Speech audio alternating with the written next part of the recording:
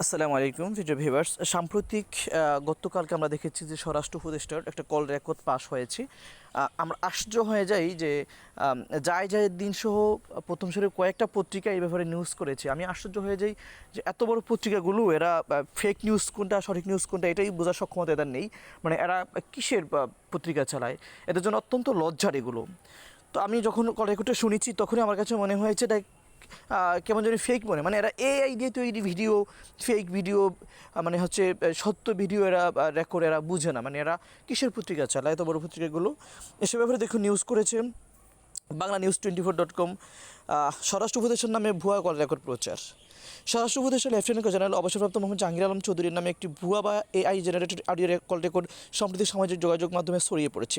এদিকে এ ধরনের ভুয়া ও বিভ্রান্তকর অডিও রেকর্ড জনসাধারণকে মিথ্যা তথ্য দিচ্ছে এবং সমাজে গুজব ছড়িয়ে দিচ্ছে, যা জনশৃঙ্খলা ও আইনের পরিপন্থী। বিষয়টিকে অত্যন্ত গুরুত্বের আখ্যা দিয়ে স্বরাষ্ট্র মন্ত্রণালয়ের পক্ষ থেকে তীব্র প্রতিবাদ জানানো হয়েছে। শনিবার 30 আগস্ট স্বরাষ্ট্র মন্ত্রণালয়ের জনসংযোগ কর্মকর্তা পরিচালক ফয়সাল হাসান বিষয়টি নিশ্চিত করেছেন। তিনি জানান, অডিওটি সম্পূর্ণ ভুয়া এবং এতে ব্যবহৃত কণ্ঠ স্বরাষ্ট্র উপদেষ্টা নয়। সচেতন যে কেউ সহজে বুঝতে পারবেন এটি বিকৃত বা কৃত্রিমভাবে তৈরি কণ্ঠ। ইসমাইল চৌধুরী সম্রাট সহ একাধিক ভুয়া ফেসবুক আইডি থেকে ছড়িয়ে পড়া 25 সেকেন্ডের এই অডিওতে স্বরাষ্ট্র উপদেষ্টাকে বিভি নূরের বিষয়ে এক অজ্ঞাত পরিচয়ে পুলিশ কর্মকর্তাকে নির্দেশনা দিতে শোনা যায় বলে দাবি করা হয়েছে। স্বরাষ্ট্র মন্ত্রণালয় জানিয়েছেন, দায়ীদের চিহ্নিত করে তাদের বিরুদ্ধে কঠোর আইনানুগ ব্যবস্থা গ্রহণ করা হবে বলে জানানো হয়েছে। এছাড়া মন্ত্রণালয় সবাইকে সতর্ক করে দিয়েছে, ভবিষ্যতে এ ধরনের ভুয়া কন্টেন্ট তৈরি ও ছড়ানোর চেষ্টা করলে আইন অনুযায়ী কঠোর ব্যবস্থা নেওয়া হবে। যে আমার মনে হয় কি, যারা এগুলো শেয়ার করে বিভ্রান্ত ছড়ানোর জন্য তাদেরকেও কঠিন পানিশমেন্টের আওতায় নিয়ে আসা উচিত।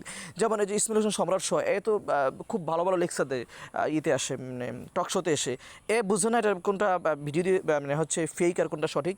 আমি তো প্রথম দেখার সাথে সাথে বুঝতে পেরেছি সম্পূর্ণ ভুয়া এবং ফেক। মানে যারা এই ধরনের ভুয়া বিভ্রান্তকর তথ্যগুলো শেয়ার করে এদের ব্যাপারে কঠিন পানিশমেন্ট নেওয়া উচিত আর কি। জি ধন্যবাদ, আসসালামু আলাইকুম।